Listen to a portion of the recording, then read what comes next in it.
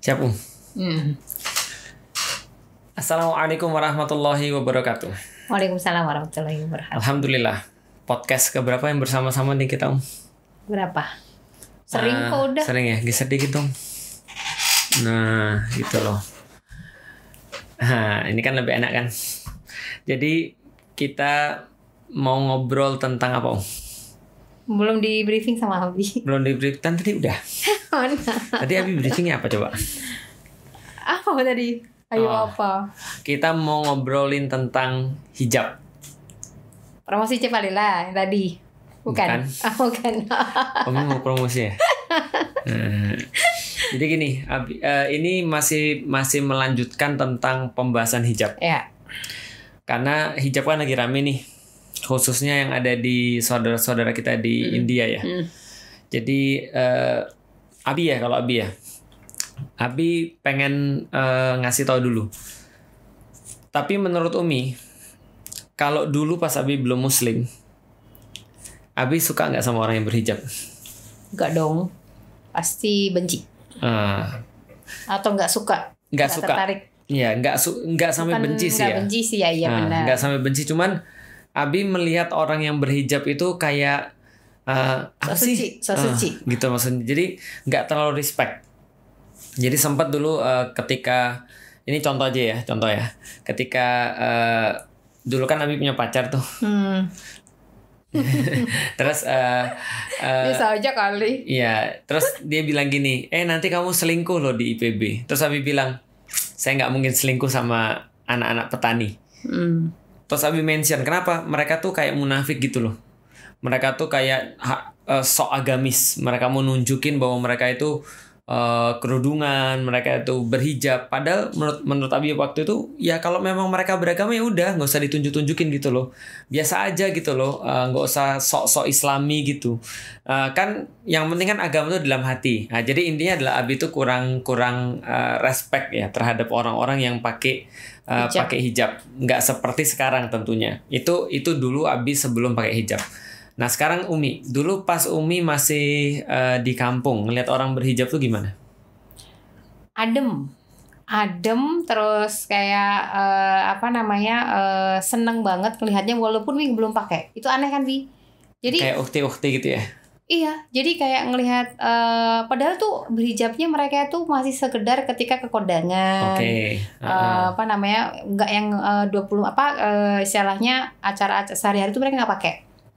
Tapi ngelihatnya itu kayak sesuatu yang memang aku kepengen kayak begitu gitu. Umi belum berhijab, ngelihat cewek yang berhijab tapi pengen untuk berhijab.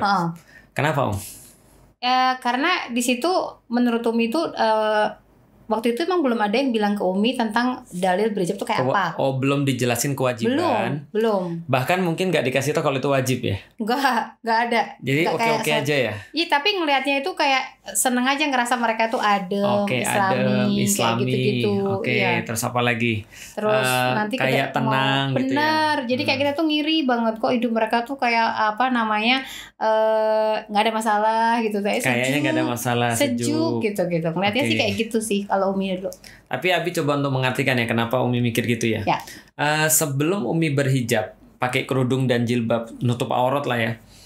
Umi sholat nggak? Sholat, nggak pernah bolong? Enggak dong. Nggak pernah bolong? Ya kecuali haid. ya itu jelas lah, soleha berarti. Ya kalau sholat emang sesuatu hal yang memang itu lima waktu ya. 5 waktu ya, terus sejalan ya. Walaupun mungkin orang-orang pada saat itu masih belum kayak gitu ya. Oh iya, kalau dari sisi itu bahkan ibu bapaknya Umi pun masih belang bentong lah. Kadang ngeliat bapak masih belum. Kadang sholat, kadang enggak gitu ya. Bapak malah belum saya nggak tahu. Padahal ngajinya bisa gitu. Ibu oke lah, maksudnya kalau ibu mau sholat kayak gitu. Dan Umi pas sholat kan nutup aurat kan?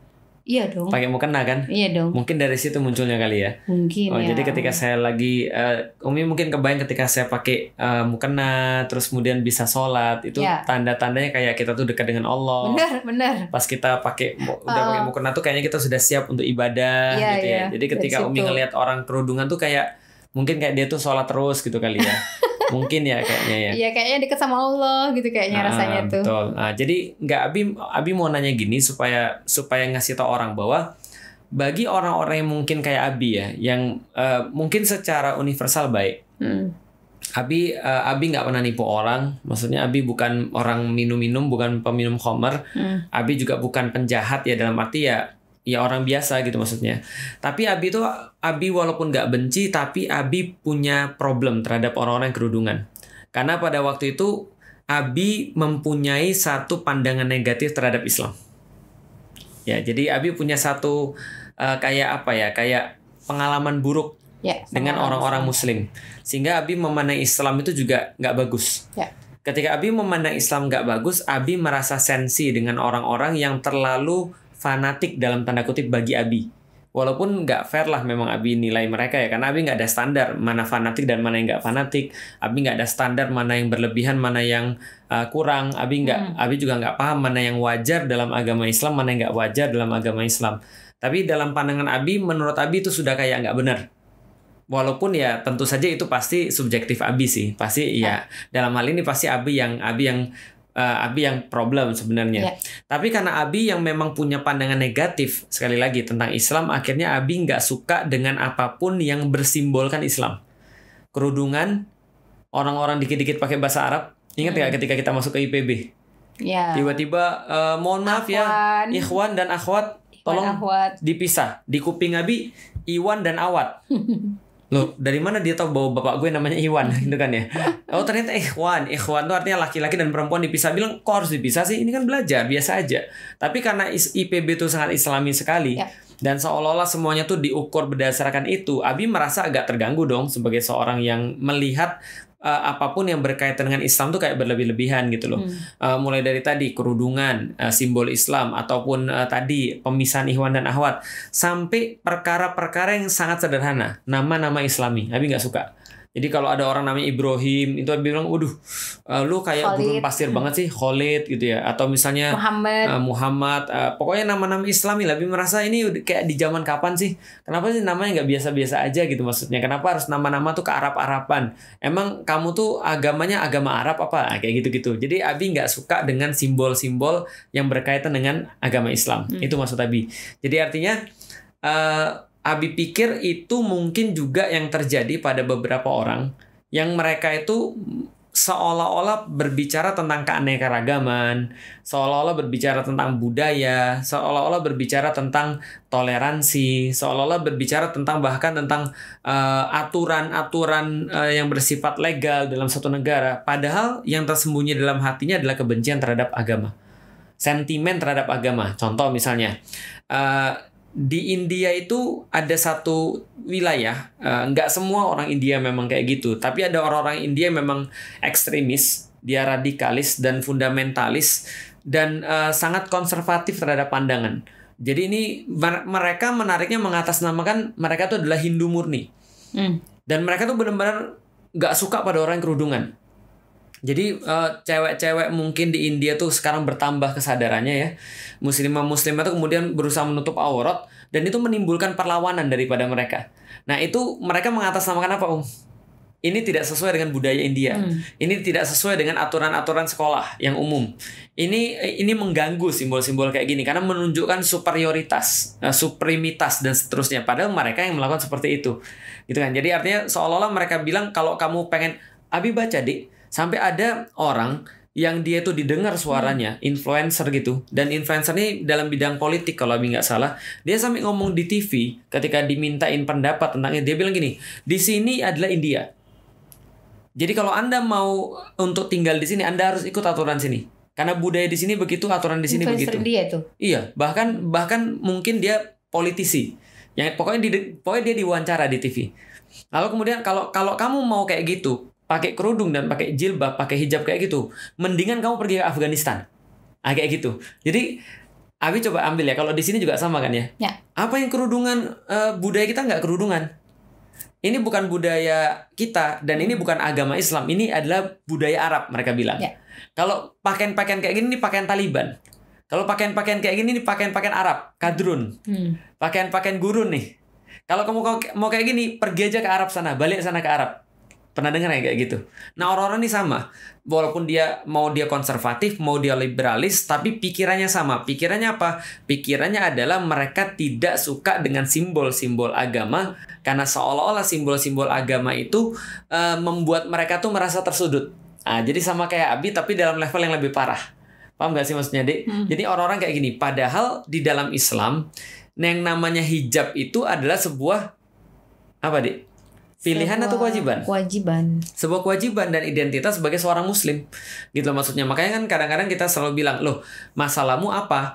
Oh emang pertanyaan Abi pada diri Abi sendiri ya. Ketika Abi baru masuk ke IPB dan nggak suka ketika ngelihat orang-orang berjilbab ya dan berkerudung gitu ya.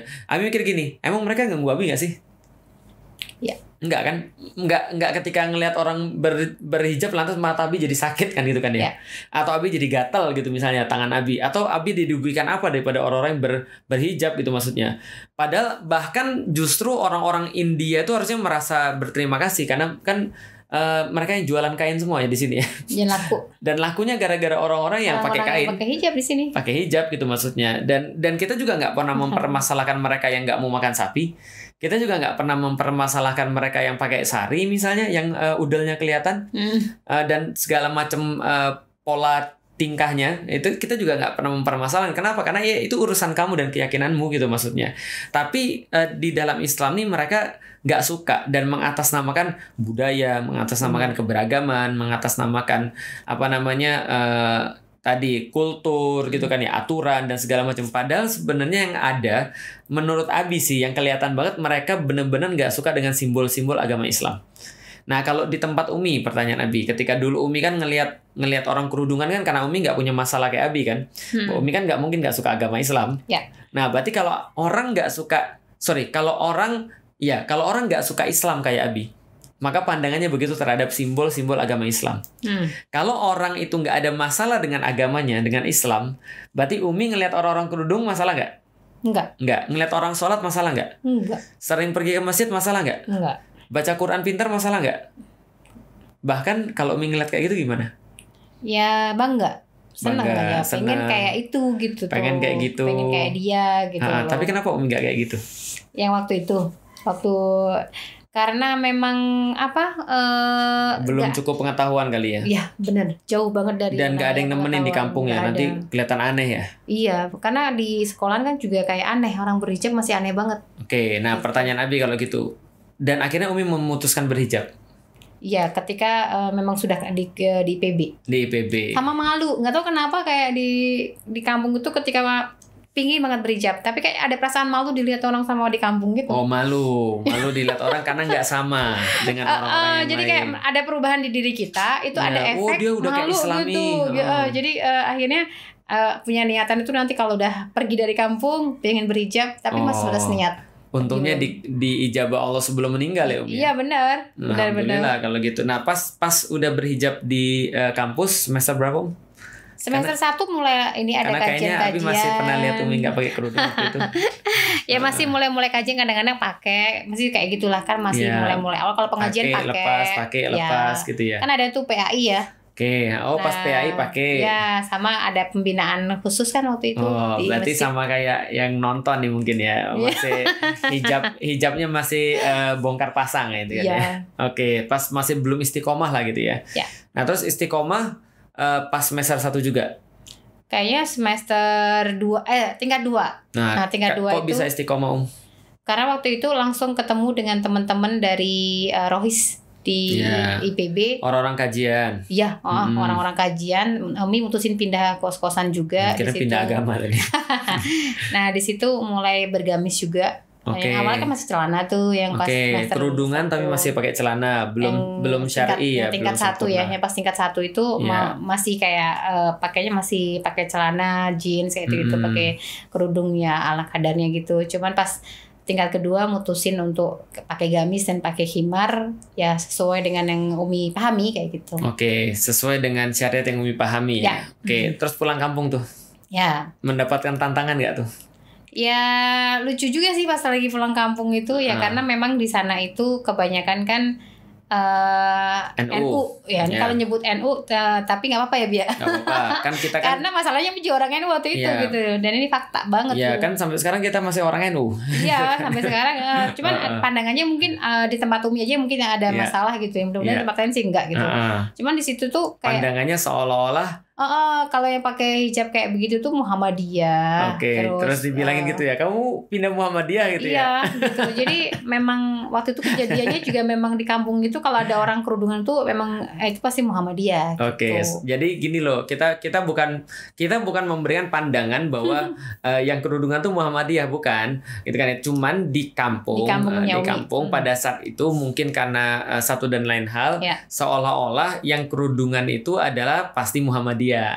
Dan seolah-olah NU itu tidak usah berkerudungan nggak apa-apa, padahal tidak gitu juga keadaannya. Cuman itu yang dialami ya maksudnya. Artinya Umi tetap dalam tanda kutip juga dianggap aneh ya sebenarnya. Aneh banget. Tapi nggak pakai kaos kaki juga ya. Pakai kaos kaki juga dan ada lagi satu lagi yang pas Abi mau ngelamar Umi kan, rumahnya Umi kan ini ya kayak orang bebas keluar masuk gitu ya. Jadi ketika Umi mungkin harus di rumah juga harus hati-hati karena tiba-tiba ada orang ngeloyor masuk tanpa salam gitu ya. Standby kerudung tiba-tiba harus langsung pakai kerudung gitu ya. Nah itu dianggap perilaku aneh gitu ya. Nggak mau lagi untuk berdua-duaan tanpa mahram gitu ya. Dengan sepupu terbatas gitu dan segala macam. Luar biasa. Nah artinya tapi bagaimana tanggapan orang-orang di situ, sampai anarkis nggak? Nggak sampai sih, Bi. Nggak sampai sih. Karena mereka nggak ada masalah juga dengan agamanya. Iya, nggak ada masalah. Bahkan ketika Abi ke tempatnya Umi, ketika Abi kan udah terbiasa ke masjid ya. Iya. Dan ketika Abi bolak-balik masjid tuh, ya Abi dianggap soleh gitu maksudnya.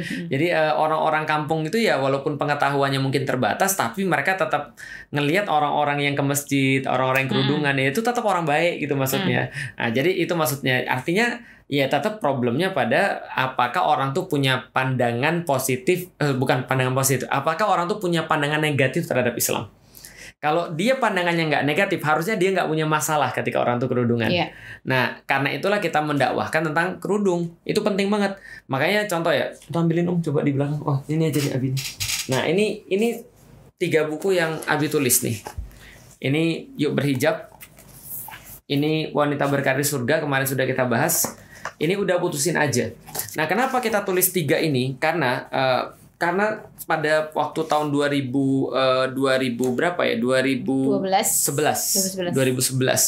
itu Abi dapat satu impresi setelah kita baca data dan segala macam bahwa perempuan itu yang menjadi titik serang dan menjadi titik kuat juga daripada Islam.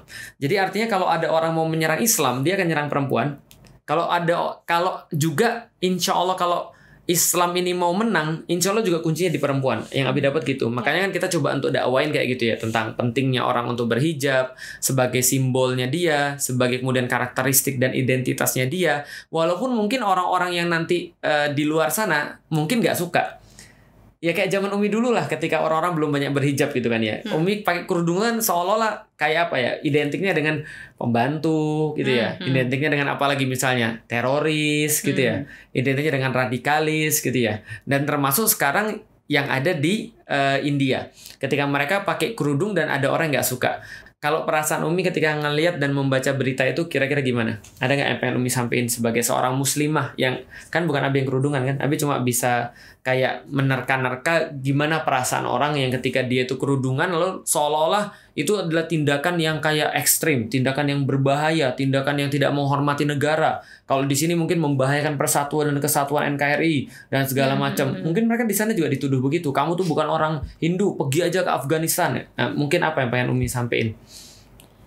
Tentunya ketika ngelihat berita seperti itu di zamannya kayak sekarang ya Bia, yang dimana media-media juga gampang sekali diakses gitu loh. Itu sangat miris sekali ya. Dan melihat juga mereka juga dalam hal ini dari kubu sebelah gitu juga menyuarakan tentang kebebasan, tentang kebebasan dalam memilih kayak gitu loh. Mereka kan juga berekspresi dan lain-lainnya lah gitu, dan teman-temannya lah gitu. Tapi dalam hal ini sangat miris sekali untuk khusus agama Islam ini benar-benar sangat susah sekali gitu loh untuk bisa diekspresikan oleh seorang muslimah sendiri. Itu kan berarti sangat-sangat diskriminasi banget ya, dan kasihan banget kalau seandainya tadi mungkin orang-orang India tadi kan bisa jadi kan efek daripada dakwah ya yang sekarang juga benar-benar sangat masif sekali gitu loh. Jadi memang orang belajar jadi gampang. Kemudian dulu kan mungkin kenapa Umi nggak ngerti tentang berhijab kan karena dakwah itu sempit ya Bi ya, masih sangat terbatas sekali. Nah ini mungkin di sana juga mungkin ada gelombang dakwah juga mungkin mereka cukup besar sehingga ketika mereka kepingin melakukan perubahan akhirnya membuat perhatian yang cukup perhatian dari sebelah gitu kan supaya jadi orang-orang yang nggak suka lah. Iya, itu kan sangat-sangat menyedihkan sekali dan alhamdulillah juga ini karena mungkin juga berkat media mudah-mudahan sih dari teman-teman dari negara lain, misalnya Indonesia atau mungkin teman-teman muslimah dari negara lain mudah-mudahan sih pada serempak sekarang supaya ikut memberikan dukungan gitu kan kepada muslimah-muslimah yang ada di India supaya mereka ada kemudahan kebebasan dalam berhijab. Jadi seperti itu. Nah, itu perlu digarisbawahi itu karena gini Dek, itu perlu digarisbawahi karena gini. Narasi-narasi Islamofobia ini bahayanya luar biasa. Dan parahnya adalah Indonesia tuh juga ikut-ikutan. Jadi narasi Islamofobia itu apa? Kalau Islam tuh berkembang terus, kalau Islam tuh semakin besar, kalau Islam tuh semakin banyak, maka ini pasti akan berbuat kekacauan. Maka mereka pasti akan berbuat kekerasan, maka pasti akan ada intoleransi. Maka sebelum besar kita harus menghambat dulu. Kita harus memotongnya dulu.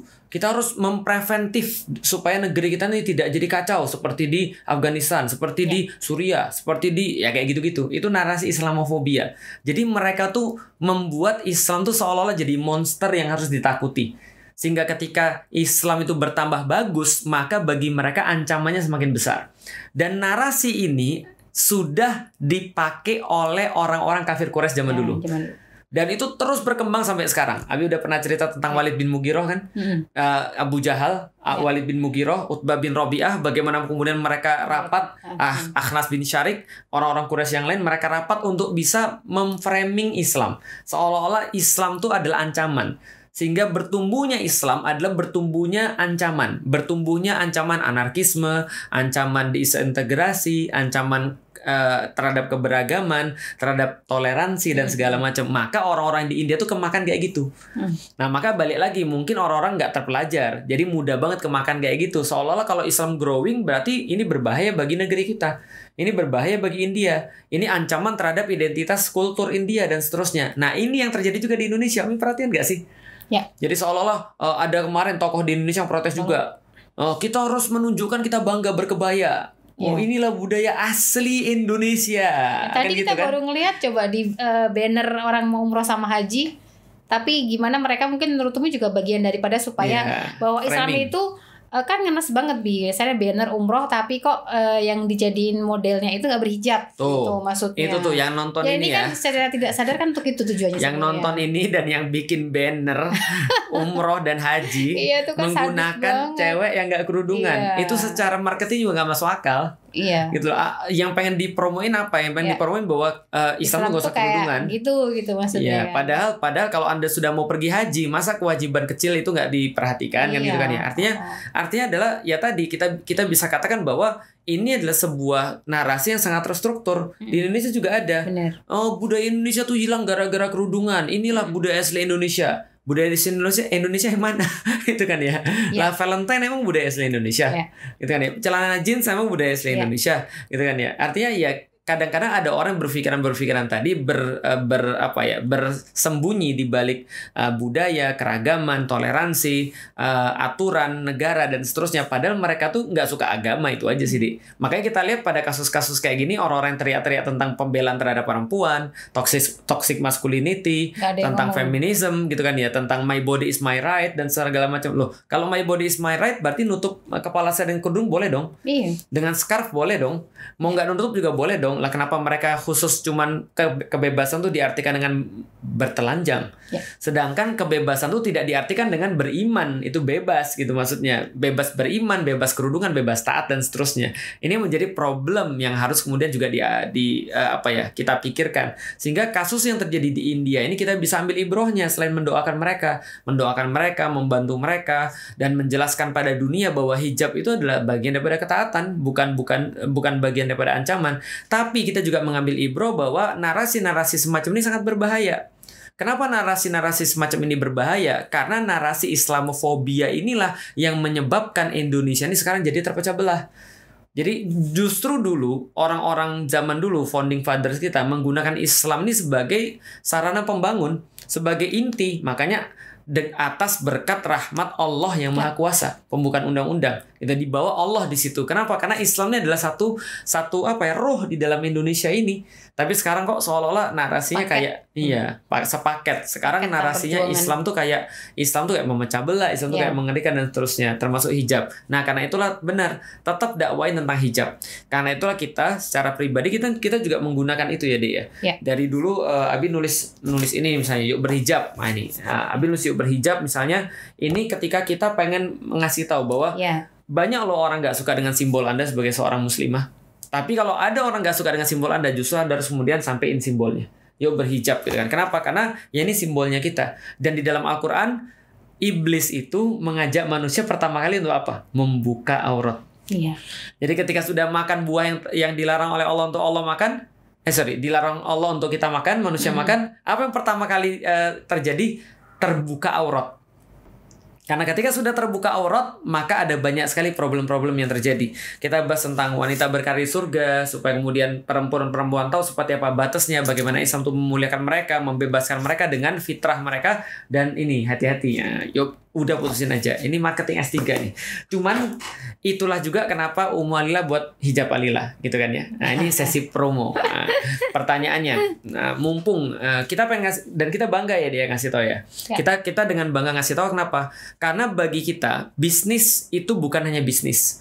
Bisnis bagi kita adalah hasil daripada edukasi. Di mana kita itu berbisnis karena kita sudah mengedukasi orang. Karena mengedukasi orang perlu. Makanya ya Umi ceritain deh kenapa sih Umi bisa buat hijab Alila, singkat aja singkat. Promosi. Gak boleh lama nih, Wi. Gak boleh lama. Nah, ini kan mendidik. Iya. Iya, Umi bikin hijab Alila itu tujuannya supaya orang itu pada bisa mempresentasikan yang maksud dakwahnya Abi waktu itu tentang yuk berhijab tuh seperti apa sih bentuknya gitu. Jadi itu mempermudah buat teman-teman. Oh, ternyata dakwahnya Ustaz Felix itu tentang yuk berhijab tuh maksudnya ternyata istrinya jualan baju kayak gitu kan. Oh, bajunya ternyata kayak begini gitu kan ya. Dan berharapnya bukan karena tren. Karena waktu itu bener-bener tahun 2012 itu booming banget hijab yang aneh-aneh, kemudian bergeser ke arah gamis sederhana. Hijab gaul. Tapi akhirnya bergeser. Semenjak hijab Alila keluar tuh bergeser ke gamis, kerudung-kerudung syar'i itu Masya Allah. Jadi yang dulu awalnya kalau hijab kayak gini pasti orang-orang kajian orang-orang dari pergerakan aktivis dakwah kayak gitu kan ya. Tapi kemarin itu sempat yang sampai di situ hampir Om itu nemu walaupun orang biasa, orang yang nggak aktif di di dakwah juga mereka pakai itu, dan Masya Allah itu luar biasa. Cuma kesini tuh kayak bergeser lagi, bergeser ke arah fashion gitu. Jadi PR lah. PR banget lah. Makanya dalam hal ini mudah-mudahan hijab Alila adalah brand yang istiqomah, memberikan contoh buat brand-brand yang lain supaya tetap di jalur dakwah gitu loh. Supaya jangan sampai brand-brand yang lain itu ngikutin tren pasar gitu loh. Karena Umi ngeliat beberapa brand sekarang tuh mulai lagi ke arah sana gitu. Dan visi misi tiap dalam hijab Alila ini tetap kita pegang dalam hal kesederhanaan, kemudian juga dalam hal dakwah. Itu yang menjadi utama gitu. Jadi bukan nilai untung ruginya itu yang pertama, tapi adalah tadi dakwah dan kesederhanaan dalam berhijab. Karena gitu. tanpa ada hijab Alila kita sudah dakwah. Sebelum ada hijab Alila kita sudah dakwah. Dan setelah nggak ada hijab Alila, insya Allah kita juga masih berdakwah. Artinya Abi masih ingat dulu problemnya itu muncul ketika kita dakwah tentang hijab. Inilah identitas perempuan, jangan ditinggalin. Bahwasanya hijab itu bukan kata-kata bahwa saya sudah taat, tapi saya tuh pengen taat pada Allah. Bukankah pas kita sholat tuh juga kita berhijab sebenarnya? Nah, kalau berhijab syar'i itu berarti kita 24 jam berada dalam ketaatan kepada Allah kan gitu kan ya. Maksudnya itu yang kita dulu pengenin ketika kita dakwah hijab. Dan waktu orang-orang respon hijab syar'i itu kayak apa? Abi nanya Umi, Umi hijab syar'i itu Umi beli di mana, kayak apa dan beli di mana? Kita kasih tahu bentuknya, terus mereka bilang dapatnya di mana. Lalu kemudian Abi tanya sama Umi bilang Umi bikin di Tanah Abang. Umi beli bahan di Tanah kemudian Abang. Jahit sendiri. Karena emang belum ada yang jual waktu itu. Akhirnya kita juga bilang gitu di Twitter waktu itu ya. Beli bahan jahit sendiri. Orang-orang bilang ribet, bisa nggak sih buatin? Nah, itulah kemudian muncul hijab Alila.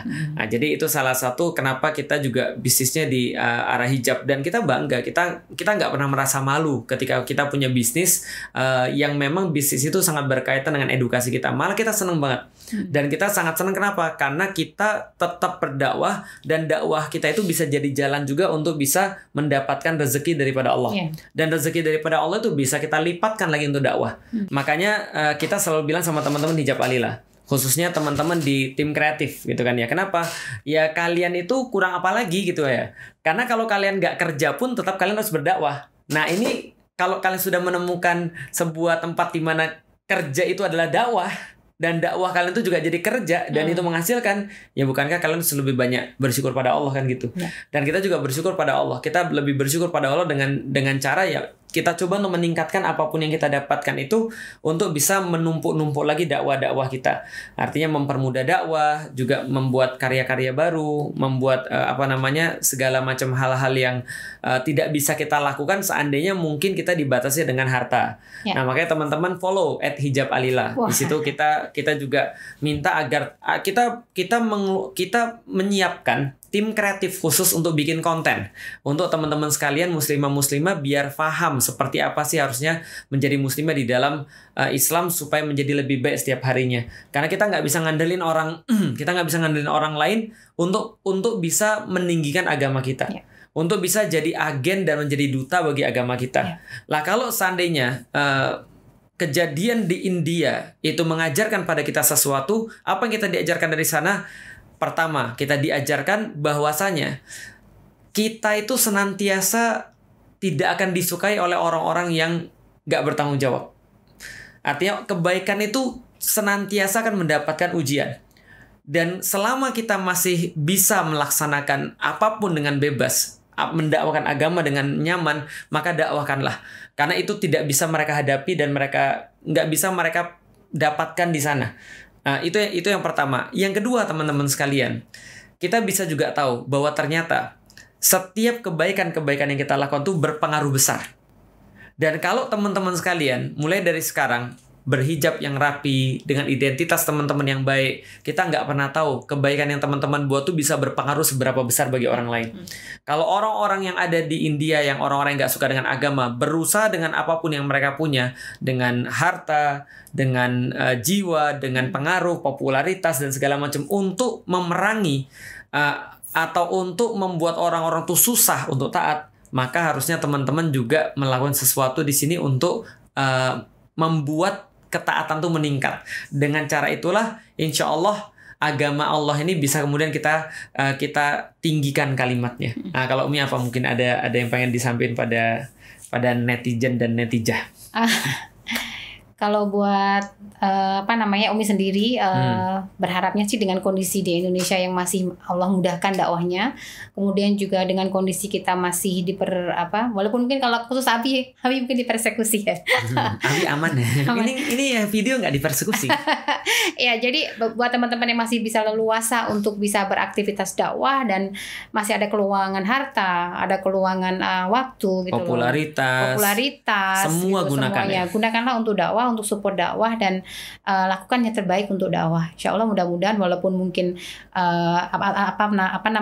kok jadi ini sedikit yang kita punya gitu kan ya, insya Allah akan bisa berkontribusi untuk dakwah, dan mudah-mudahan itu menjadi amal kebaikan nanti. Amin, insya Allah. Ya, follow @hijab_alila, dan mudah-mudahan teman-teman sekalian juga bisa senantiasa untuk menggunakan apapun yang teman-teman punya terbaik untuk dilakukan dalam dakwah. Mau pergi pasar ya jadi ya? Iya, pasar lagi tiap hari. Selalu begitu. Assalamualaikum warahmatullahi wabarakatuh. Waalaikumsalam warahmatullahi wabarakatuh.